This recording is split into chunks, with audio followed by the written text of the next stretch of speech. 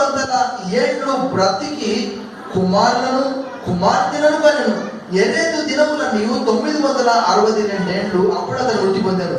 హనోకు 65 ఏళ్ళు బ్రతికి ఎవరిని అన్నాడు? మెతుషెలను కనెను. హనోకు మెతుషెలను కన్న తర్వాత 300 ఏళ్ళు దేవునితో నడుచుచు కుమారులను కుమార్తెలను. ఎంత చక్కటి సాక్ష్యం! చాలా మంది అనుకుంటారు అడవిలో పోయి తపస్సు చేసుకుంటే ప్రశాంతంగా ఉంటుంది, ఈ భార్య పిల్లలు కుటుంబం అంత చాలా కష్టం, ఇది పొట్టకుటి కొరకు ఏదో ఒక అబద్ధం ఆడాలి, వాళ్ళ నమ్మకం అది, ఏదో ఒకటి చేయాలి. ఒక్కసారి నేను ఈ వాక్యం పక్కకు పెట్టి చెప్తాను. ఒక్కసారి ఈ వాక్యం పక్కకు పెట్టి,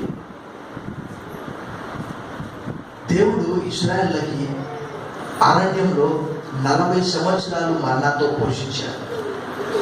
ఎంతమంది నమ్ముతున్నారు? చాలా మంది ఒక్క పూట